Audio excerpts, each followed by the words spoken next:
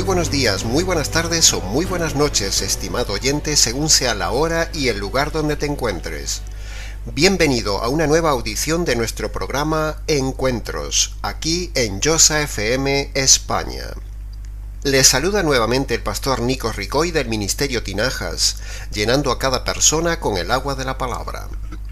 En nuestras primeras emisiones del programa Encuentros, hemos tratado de poner las bases bíblicas del tema del noviazgo que permiten luego disfrutar así de un matrimonio estable y evitar un divorcio odiable. Nuestro eslogan fue: con un noviazgo acertado y bíblico, tendremos un divorcio evitado y antibíblico. En el día de hoy daremos inicio ya al quinto encuentro, donde a partir de hoy estaremos centrados en estudiar todo lo relacionado con el tema del divorcio. Esta emisión y las sucesivas serán un poco técnicas y puramente doctrinales, así que tomen papel y lápiz y ruego por favor a los oyentes hacer un esfuerzo de atención y paciencia en los siguientes minutos, y si hubiera alguna duda, anímese a escribirnos. nicos@gmx.es. En los programas pasados tocamos tres temas. En primer lugar, pusimos las bases sólidas y objetivas de por qué podemos confiar en la Biblia para cualquier consulta de la vida cristiana. La Biblia es el verdadero manual de instrucciones visible del Dios invisible para toda la conducta humana, y en este caso es fiable para tratar el tema del noviazgo, matrimonio y divorcio. En segundo lugar, vimos que para evitar que un matrimonio sea un manicomio y que termine en divorcio, necesitamos tener un noviazgo bíblico. Y en tercer lugar, vimos los propósitos y los roles del matrimonio para que funcione bien. Todo esto que hemos visto de forma sincronizada y lógica hasta ahora es solo una pequeña parte de lo mucho que se puede decir de este triple tema. Si bien estos programas por ahora son grabados, intentaremos, estimado oyente, ponerle toda la intensidad y frescura como si fuera un programa en directo, lo cual vendrá más adelante, tratando de ser lo más cercanos posibles al oyente y lo más claros posibles en la exposición de este delicado tema doctrinal y práctico que haremos en los siguientes encuentros. El título del encuentro, conferencia, charla, estudio o prédica radial de hoy estará basado en nuestra tesis teológica inderribable: las 5 razones bíblicas por las cuales estamos en contra del divorcio y también en contra del nuevo casamiento del divorciado.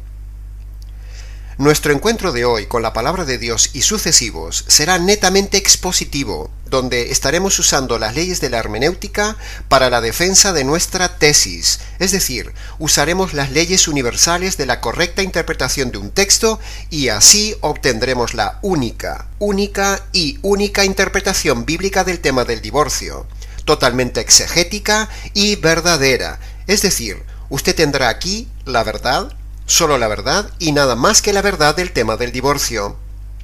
No pueden haber dos interpretaciones de este tema, estimado oyente, solo hay una. O la nuestra es la verdadera y las demás son falsas, o la nuestra es falsa y alguna de las otras es verdadera. Pero como hay varias, aún habría que ver cuál de esas otras interpretaciones diferente a la nuestra es la verdadera, en el caso de que la nuestra no fuera la verdadera, pero lo es. Es pura lógica deductiva y un desafío a la razón del oyente. La razón y la fe no son incompatibles, como se ha dicho por ahí, al contrario. Para que la fe sea sólida, Dios pide que use la razón. Por eso dice la Biblia, en Romanos capítulo 10, que la fe viene por el oír, y el oír se toma de la palabra de Dios.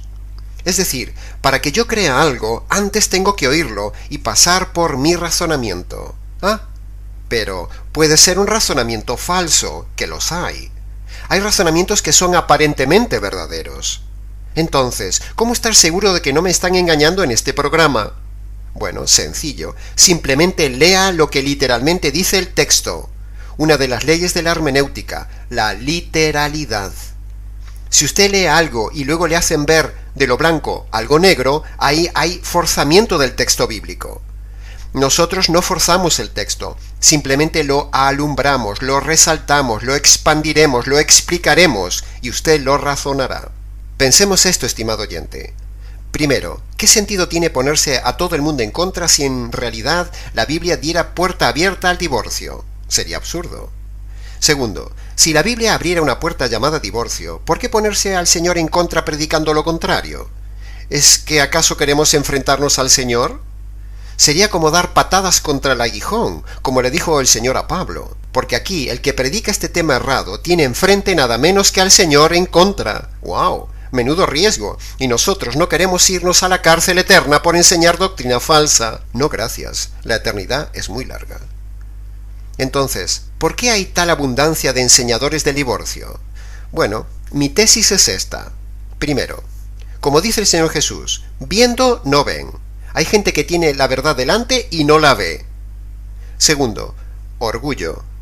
Imagínate un líder de cualquier iglesia diciéndole ahora a su iglesia que estaba equivocado enseñando el error del tema del divorcio. No lo va a hacer, lo crucificarían, porque está en juego su plato de lentejas. O sea, el orgullo impide ver la verdad.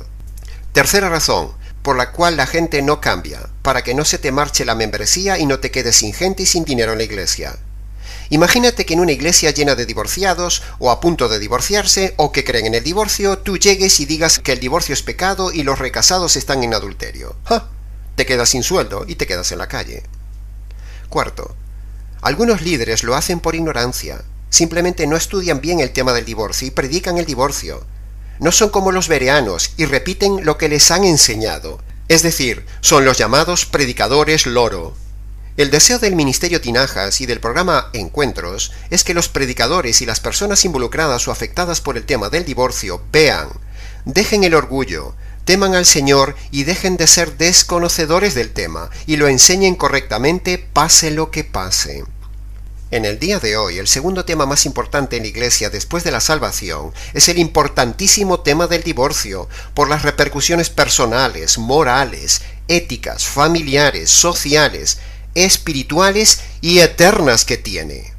El divorcio tiene para el individuo consecuencias catastróficas en la tierra y ni digamos en la eternidad, la condenación eterna. Por eso hablaremos en este mensaje lo que muy mal se suele predicar hoy en las iglesias y religiones cristianas sobre este tema. Hay iglesias y sectores de la iglesia donde se admite el divorcio por cualquier razón. En otras iglesias solo se admite el divorcio por adulterio, abandono y violencia. En otras se admite por dos razones, infidelidad y abandono. En otras solo se admite el divorcio por adulterio. Y por último, en otras solo se admite el divorcio. Pero, en este mensaje radial mostraremos claramente que ninguna de estas interpretaciones es bíblica. Es decir, ninguna es correcta ni agrada a Dios. Así que entremos en materia. Fijémonos, estimado oyente, en la claridad de los siguientes pasajes bíblicos que leeremos a continuación como base para el estudio de este tema del divorcio, y veremos que son pasajes que hasta los entiende un niño, pero no los entienden los divorcistas. Malaquías capítulo 2, versículo 14 dice: Yahvé es testigo entre tú y la mujer de tu juventud. Ella es tu compañera y la mujer de tu pacto, contra la cual has sido infiel. Tome cualquier versión bíblica literalista y lea el pasaje, estimado oyente. Bien, ¿qué dice ahí? Primero, que Dios es testigo de lo que sucede entre un hombre y una mujer. Eso lo dice la primera frase. La segunda frase dice que esa mujer es, lo dice en tiempo presente, actualmente tu compañera. Dice también que entre ambos hubo un pacto. Y dice también que es, tiempo presente, la mujer de tu pacto. Por lo tanto, el texto dice claramente que no importa que el líder haya cometido adulterio, el texto dice que sigue siendo su mujer, porque el verbo está en tiempo presente, sigue siendo vigente el pacto, porque el verbo inferencialmente está en tiempo presente. Tercero, uno de ellos ha sido infiel, dice el texto, pero eso no cambia las cosas. El Señor le dice en el verso 16 que no siga siendo infiel, o sea, que siga siendo esposo, no que se vaya, no que la mujer lo demande por divorcio. Tenemos un punto cronológico importante en ese pasaje que no debemos olvidar. Dice que ella es o sigue siendo su mujer a pesar de haber sido infiel el varón. Es decir, la infidelidad fue después del pacto, pero, Dios dice que aún es la mujer del pacto, aunque ha cometido adulterio. Dicho de otra manera, El orden del versículo es: primero, el pacto; segundo, la infidelidad; tercero, la exhortación del Señor a que no siga siendo infiel en el versículo 16. Cuarto, el texto dice que nada cambia. El pacto no se rompe, sigue vigente y presente, dicho por medio del verbo ser en tiempo presente verbal. Lea el texto, estimado oyente, y apunte el orden cronológico del texto. Por lo tanto, la infidelidad no anula el pacto, porque Dios dice que aunque hubo infidelidad, sigue siendo aún en el tiempo presente la compañera y sigue siendo su mujer. El pacto sigue vigente, presente. Ahí no habla de nulidad de pacto, ni de rotura de pacto, ni de recasamiento permitido por infidelidad.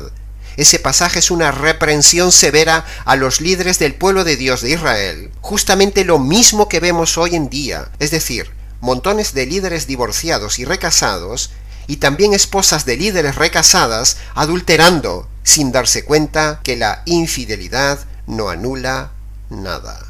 ¿Se da cuenta, estimado oyente casado, lo que significa que Dios sea testigo de lo que has hecho? Pero la cosa no acaba ahí, sino que en Malaquías capítulo 2, versículo 16, dice que Dios odia el divorcio. O sea, en el verso 14 dice que todo está vigente, y en el verso 16 dice: Yahvé, Dios de Israel, ha dicho que Él aborrece el divorcio y aborrece al que se mancha cometiendo esa maldad. Así que cuídense en vuestro espíritu y no sean infieles. El texto está siendo muy duro y está diciendo que Dios odia el divorcio. El hombre o la mujer que se divorcia de su cónyuge está haciendo lo que Dios odia. También dice el texto: y aborrece al que cubre de iniquidad sus vestidos. Literalmente sería como decir que la persona que se divorcia mancha sus vestidos. Esta es una descripción muy gráfica de la magnitud de su pecado de divorcio. Es como decir que no se puede pasar por un charco de barro sin que nuestras ropas se manchen. O como un hombre que asesina a alguien y es atrapado con la sangre de su víctima manchado en toda su ropa. De la misma manera, estimado oyente, Dios está diciendo en este texto que cuando alguien se divorcia de su cónyuge, tiene la ropa manchada de pecado.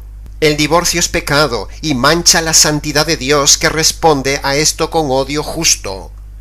El texto dice que Dios odia el divorcio y odia al que se divorcia. Se pasa por alto esta importante letra I, que significa suma de cosas, y por lo tanto el texto dice literalmente que Dios odia el divorcio y al que se divorcia, es decir, se mancha con ese delito. ¡Wow, estimado oyente! La cosa es seria y grave para el que se divorcia. Estremece tan solo de leerlo.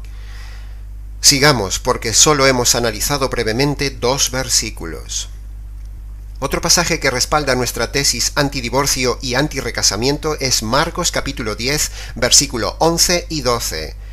Dice allí que quien se divorcia, sea hombre o mujer, y se case con otro, comete adulterio, y si el divorciado se casa con otra persona, comete adulterio. Veamos el texto, versículo 11.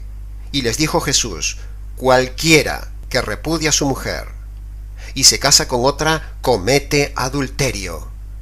Y ahora veámoslo en versión femenina en el versículo 12. Y si la mujer repudia a su marido y se casa con otro, comete adulterio.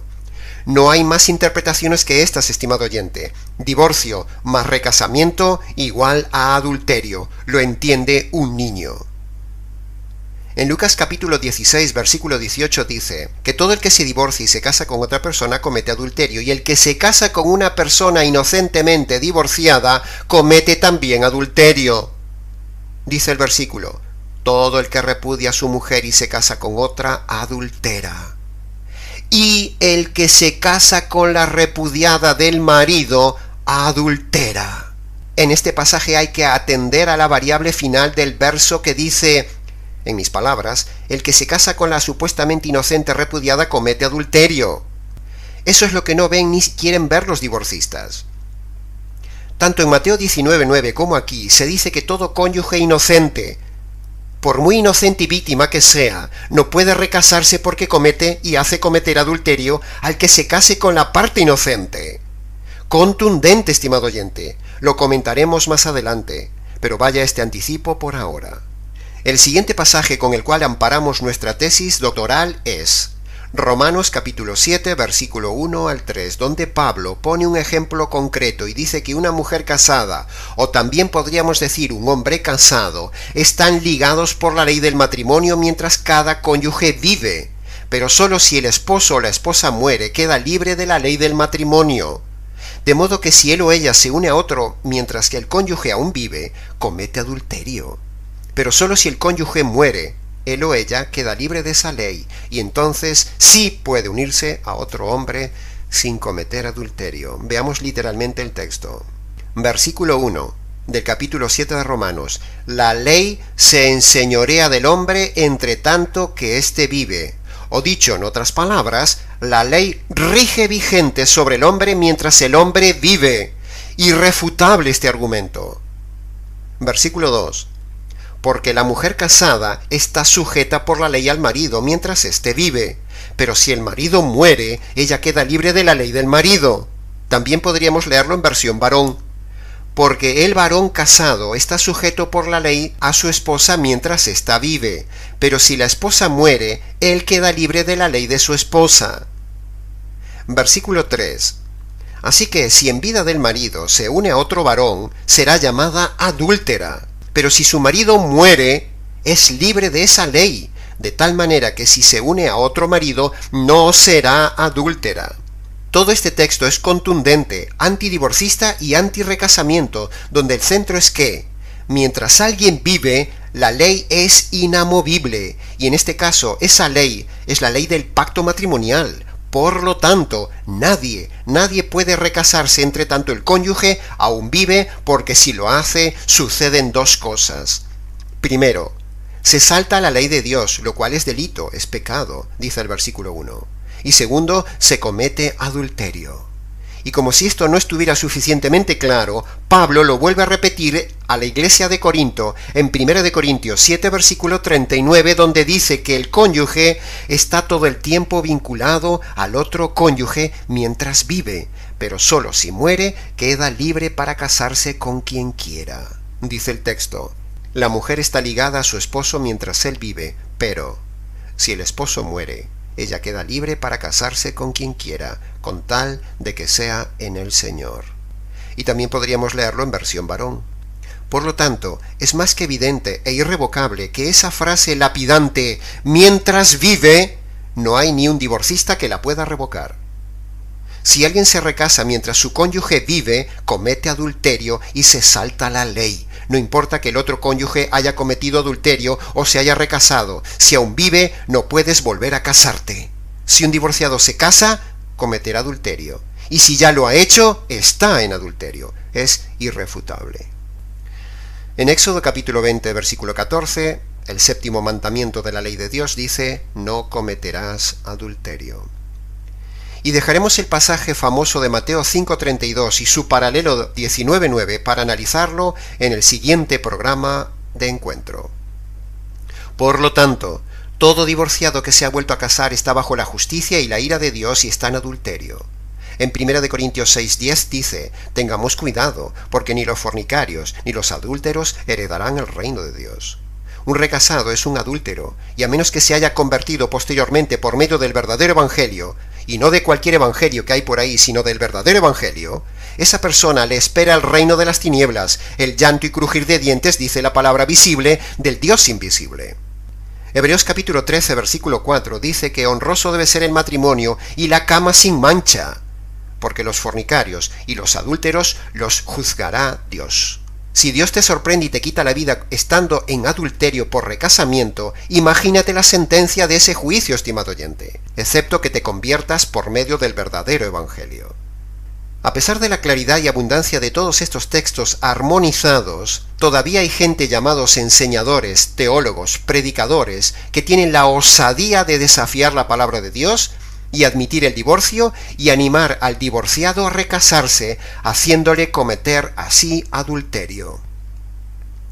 Por eso, con la claridad de estos y otros textos, nosotros en estas conferencias derribaremos las argumentaciones falsas de los enseñadores falsos que defienden una puerta falsa llamada divorcio, pero que es en realidad una puerta llamada abismo eterno. Así que a partir de aquí daremos y presentaremos nuestra tesis doctoral basada en las 5 razones bíblicas inderribables en contra del divorcio y de la imposibilidad del divorciado de poder tener un nuevo casamiento.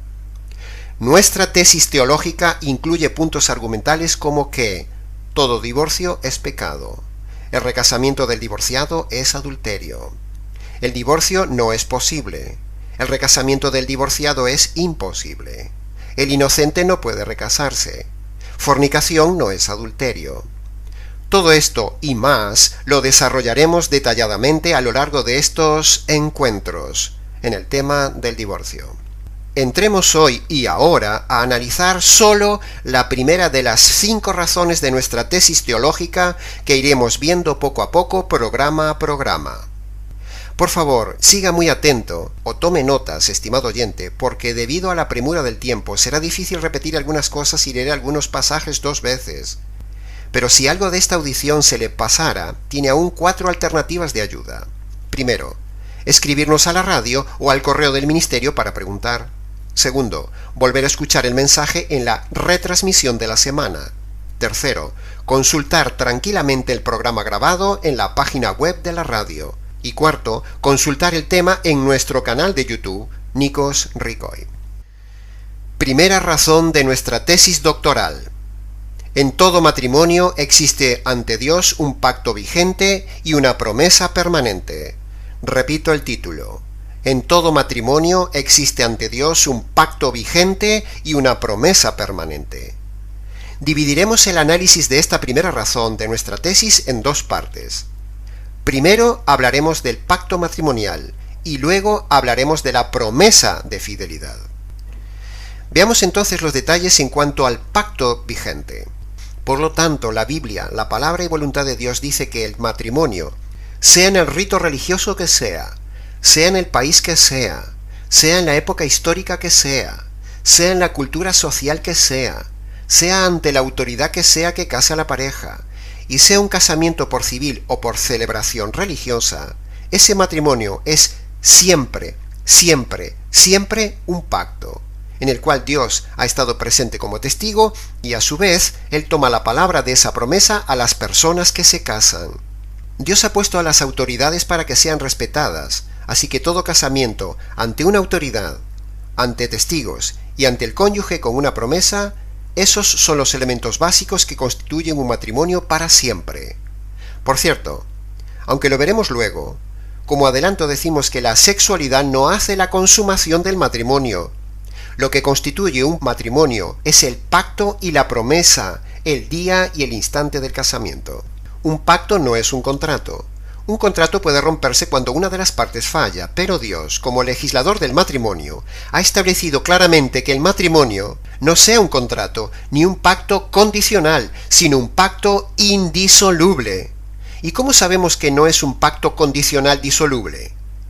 La prueba de que no se disuelve la acabamos de ver en Malaquías capítulo 2, versículo 14, donde Dios dice que sigue considerando un pacto vigente a pesar del adulterio. En Marcos capítulo 10, versículo 9 dice, lo que Dios ha declarado unido, no lo separe el hombre.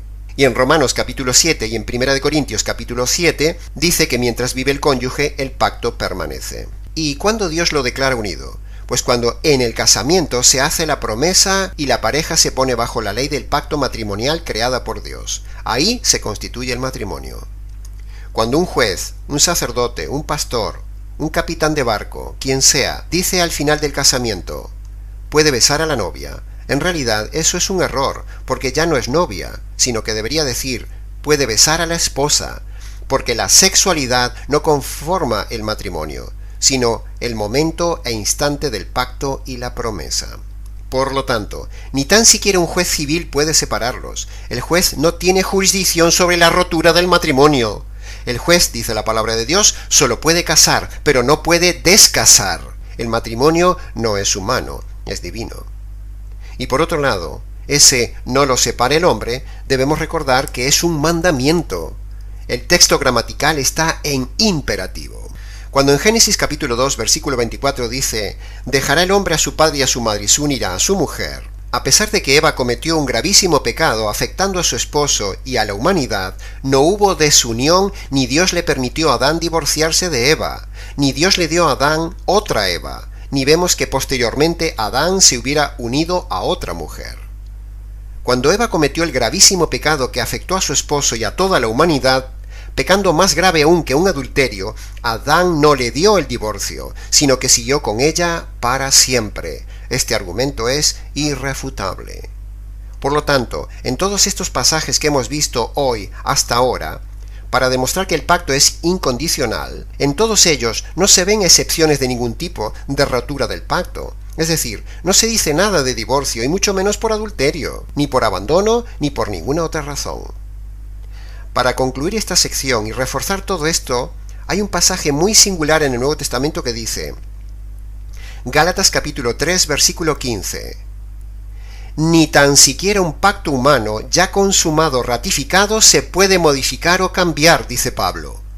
Entonces, preguntamos, ¿cuánto más un pacto hecho ante el Dios soberano habrá que respetar y no se podrá anular? La respuesta es claramente, no se puede. Si Pablo dice que ni aun un pacto a nivel humano, ya consumado, ratificado, no se puede modificar, ¿cuánto más un pacto hecho ante el Dios juez del universo? No se puede. El hombre no puede tocar el pacto matrimonial. Para los pastores divorcistas que apelan astutamente al pasaje de 2 de Corintios 5:17, donde dice, si alguno está en Cristo, es nueva criatura. Las cosas viejas pasaron, he aquí que todas son hechas nuevas. Diciendo que toda conversión después del divorcio, o dicho de otra manera, todo divorcio antes de la conversión, anula el pacto matrimonial como parte de la vida vieja pasada. A esos pastores les decimos que ni siquiera la conversión anula un pacto matrimonial, solo la muerte. Por otro lado, lo que ellos llaman conversión habría que ver si es en verdad una conversión bíblica, porque hoy en día a cualquier cosa le llaman conversión. El pasaje dice las cosas viejas, no los pactos. Los pactos no pasan, es decir, cuando dice cosas se refiere al estilo de vida pecaminoso pasado. No se refiere a dejar los compromisos, los contratos, ni los pagos, ni las deudas, ni las hipotecas, ni la familia, ni la esposa, ni el esposo. Nada de eso, dice el pasaje. Usar 2 de Corintios 5:17 es una manipulación de los divorcistas. Cuidado con eso, estimado oyente. Tu pacto no es algo viejo, es algo vigente. Por otro lado, una conversión no significa que deje de pagar deudas, sino que significa que se deja de adquirir deudas, como un estilo de vida pecaminoso. Las cosas viejas se refiere al estilo de vida del hombre viejo, es decir, las obras de la carne. Pero para nada en 2 de Corintios 5:17 anula un pacto matrimonial. Porque con ese criterio absurdo que dicen los pastores divorcistas de que con la conversión está todo anulado, entonces les preguntamos, una persona que está en la cárcel, ¿podría argumentarle al director de la cárcel que como se ha convertido ahora, sus delitos ya es cosa pasada y entonces no tendría que cumplir la condena y estar libre? Con este criterio errado y absurdo de los pastores divorcistas que dicen que la conversión anula el pacto matrimonial, tendríamos que pensar que una persona que ha adquirido una hipoteca errada o imposible ya de pagar, vaya al banco y le diga al director que como la hipoteca la adquirió en el pasado antes de convertirse, y ahora se ha convertido, estando en Cristo, entonces ya no piensa pagar la hipoteca porque eso es cosa pasada. ¿Se imagina, estimado oyente, la risa del director del banco y cómo le pondrá en las narices el contrato firmado recordándole que pagará hasta lo último y si no lo paga ya sabe que le espera la cárcel? De la misma manera, estimado oyente creyente, sucede con el Señor y los compromisos adquiridos delante de Él aún antes de la conversión. Hay que cumplirlos. Así como una persona que no cumple con sus pagos va a la cárcel, si uno no cumple con sus pactos matrimoniales, irá a la cárcel eterna. Ezequiel capítulo 16, versículo 8, Dios dice como ejemplo, te di juramento y entré en pacto contigo, dice el Señor, y fuiste mía. En Proverbios capítulo 2, versículo 17 dice, la mujer que abandona al compañero de su juventud y se olvida del pacto de su Dios, su casa está inclinada a la muerte. Pasemos ahora, estimado oyente, a la segunda parte de la primera razón argumental de nuestra tesis antidivorcio. Recordad que nuestra tesis doctoral consta de 5 razones y aún estamos en la primera razón, pero ya entrando en la segunda parte. Hemos dicho, en todo matrimonio hay un pacto vigente y una promesa permanente. Veamos entonces los detalles desde el ángulo de la promesa. El día que una pareja se casa, ambos prometen al cónyuge ante Dios y ante testigos fidelidad el uno al otro hasta el fin, de tal manera que por esa promesa dada en ese día quedan atados y comprometidos a cumplirla de por vida. De lo contrario, si la persona no cumple su promesa de fidelidad, esa persona pasa por falsa, mentirosa, engañadora e infiel. Y la Biblia habla seriamente de la condenación de los falsos, infieles, mentirosos, cuando una persona rompe una promesa. Cuando un hombre y una mujer hacen un pacto matrimonial, ellos están haciendo un compromiso de palabra, dando una promesa mutua que tiene más valor aún que en sus propias vidas. Incluso en muchas culturas a lo largo de los siglos, aquellos que quebrantaban un pacto, una palabra o una promesa eran merecedores de la muerte y una vergüenza para sus familias, para sus tribus, para sus clanes. Una palabra es una palabra y vale más que la vida. Apocalipsis capítulo 21 versículo 8 dice: todos los mentirosos tendrán su parte en el lago que arde con fuego y azufre, y todos sabemos que romper una promesa es mentir. Eclesiastés capítulo 5 versículo 4 dice: cuando ante Dios haces promesa, no dejes de cumplirla, porque Él no se complace en los insensatos. Cumple lo que prometes. Mejor es que no prometas, y no que prometas y no cumplas. No dejes que tu boca te haga pecar, ni digas delante de Dios que fue por ignorancia. Fuerte, ¿verdad? El que no cumple una promesa, dice el pasaje, es un insensato y está pecando. El Salmo 15, versículo 4 dice: Yahvé honra a los que le temen. Por ejemplo, el que aún jurando en su propia contra, no por eso cambia su palabra.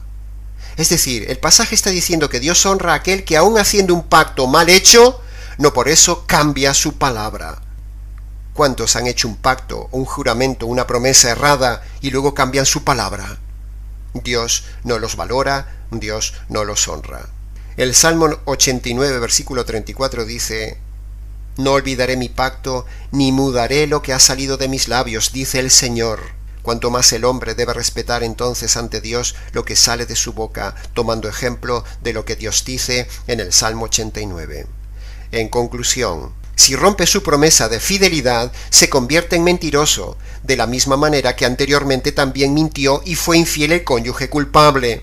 Es decir, que el inocente rompa el pacto de forma posterior al cónyuge culpable, aun siendo la parte inocente, no anula el pacto que aún tiene con su cónyuge malo y que ha hecho ante Dios. En todo el Antiguo Testamento no vemos a lo largo de los siglos que se haya registrado ni un solo divorcio en matrimonios de creyentes en el pueblo de Dios, a pesar de encontrar matrimonios incluso conflictivos en los patriarcas. Y en todo el Nuevo Testamento tampoco hay registrado ni un solo divorcio en todas las cartas y en todo el Nuevo Testamento. Es significativo, ¿verdad, estimado oyente? Simplemente no había divorcios porque la gente temerosa de Dios y verdaderos creyentes respetaba su pacto y su promesa matrimonial en toda la historia bíblica. ¿Quiénes son entonces los que se divorcian? Se divorcian los no convertidos. Se divorcian los líderes religiosos malos. Se divorcian los ignorantes. Se divorcian los de duro corazón, por lo tanto son perdidos. Se divorcian los carnales, sensuales y egoístas. Se divorciaban los que no eran pueblo de Dios, aunque estaban en medio del pueblo de Dios. Lo mismo sucede en el día de hoy. Pero el verdadero creyente, aun habiéndose equivocado, no se divorcia, sino que permanece fiel hasta el fin. Sin embargo, hoy en la iglesia acampa el divorcio tanto o más que en el mundo. Para los que apelan a que la conversión fue después del divorcio y por lo tanto la promesa de fidelidad matrimonial queda anulada, les hemos dicho y les decimos nuevamente y contundentemente a esos pastores errados que ni la conversión anula la promesa matrimonial como ya dijimos antes. Así que, Si al día de hoy has cometido el pecado de divorcio, no cometas ahora el pecado de adulterio por recasamiento. Y hasta aquí hemos llegado hoy, estimado oyente, con el desarrollo de la primera razón de nuestra tesis teológica antidivorcio y antirrecasamiento del divorciado. Son 5 razones bíblicas inderribables. Nos quedan 4. Para cualquier consulta, expansión de los argumentos, preguntas o mayor explicación expositiva, escríbenos. nicos@gmx.es. Continuaremos, Dios mediante, en nuestro próximo encuentro con la Palabra de Dios. Les ha compartido la verdad, solo la verdad y nada más que la verdad, Nicos Ricoy del Ministerio Tinajas, aquí en Josa FM, España.